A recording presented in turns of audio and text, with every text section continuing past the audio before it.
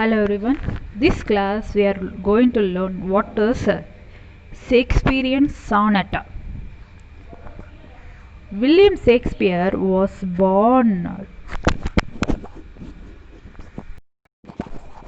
playing comedies, tragedies, histories, interludes, morals, pastorals, stage plays, as well as for recreation of our loving subject, as for our solace and pleasure.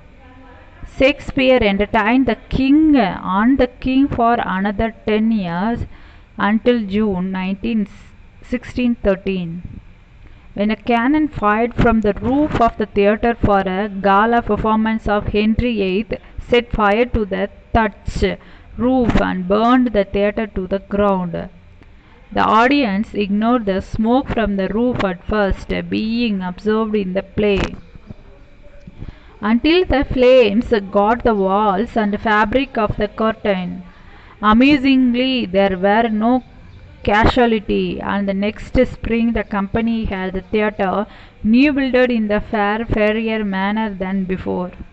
Although Shakespeare invested in the rebuilding, he retired from the stage to the great house of New Place in the Stratford that he had purchased in 1597.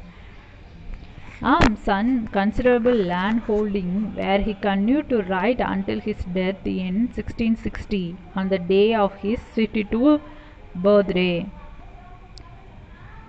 In this time, William wrote 13 comedies, 13 historical plays, 6 tragedies, 4 tragicomedies, as well as many sonnets 154, which were mostly dedicated to this patron Henry the Earth of Southampton. Background of Shakespeare's sonnet. Like all Shakespeare's sonnets, Sonnet 146 was probably written in the mid to the late 1590s.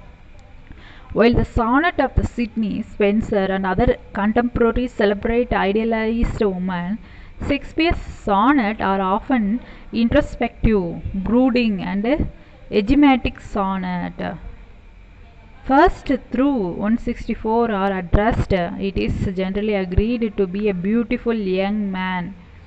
26 subsequent poems deal with the unfaithful, physical, and unattractive, yet somehow irresistible dark lady. Shakespeare circulated his sonnets among his friends and acquaintances. He probably never intended for them to be published. Shakespeare's sonnets are considered to be among the best of the Elizabethan sonnet form, a style that was popular during his time. His precise tonal and textural control of language, combined with the witty and often surprising turns of metaphor and ideas, often display Shakespeare's strongest capabilities.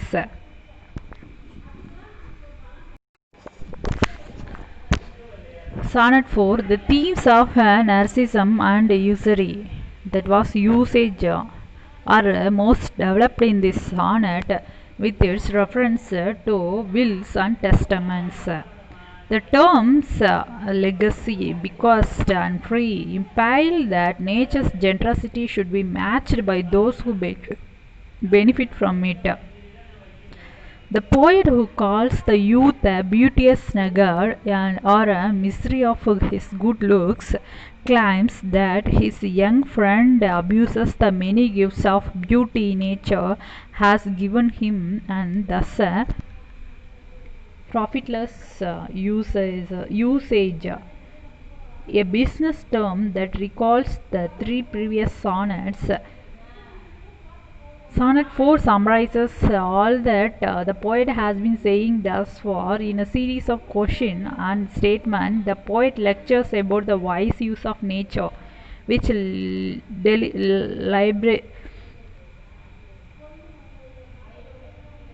library lends its gift to those who are equally generous in perpetuating nature by having children.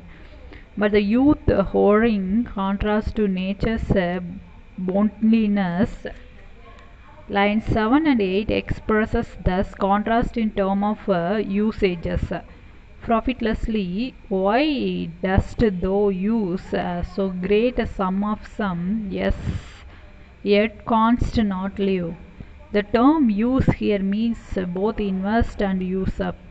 Similarly, live means both to gain immortality and to make a living. The inevitable conclusion is that if the young youth does not properly use this beauty, he will die childless and doom himself to a oblivion. But if he fathers a child, he will be remembered. The final couplet presents this contrast possibility. Line 13 uses familiar death imagery to express the negativity result of dying childless. Thy unused beauty must be tombed with thee. However, the line 14 suggests that should the young man use his beauty to have a child executed to be, his beauty will be enhanced because he will have used in nature's intent. Sonnet 10. Shakespeare's Sonnet 10 is a confrontation with the subject to bear children so that beauty may flourish within the narrator's family. Additionally, the narrator acknowledges that the subject's unwillingness to have children may stem from the subject's sense of worth. Because of this, throughout Sonnet 10, the narrator attempts to communicate that he and many others do love the subject.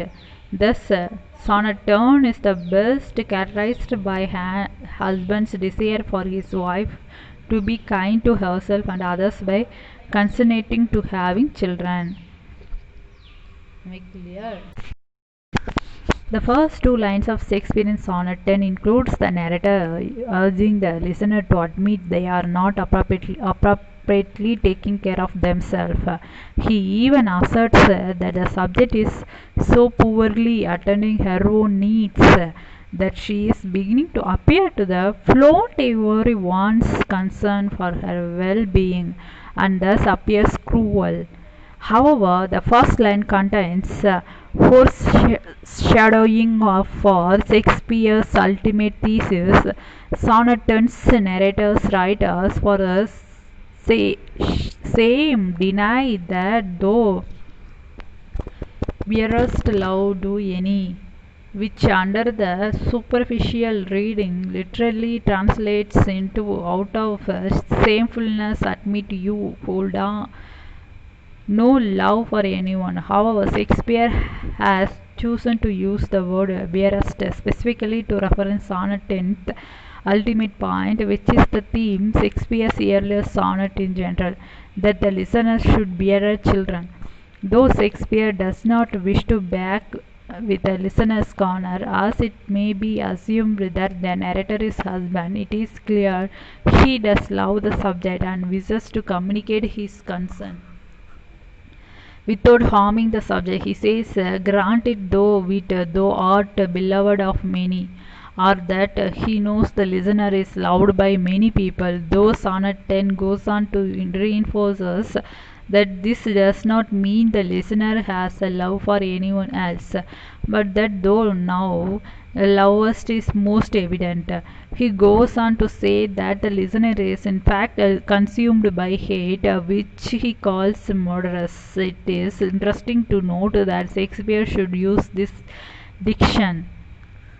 It is possible this is another act of foreshadowing to Sonnet 10's thesis, and that Shakespeare refers to the listener as such because the equator's her unwillingness to have children to act of a murder.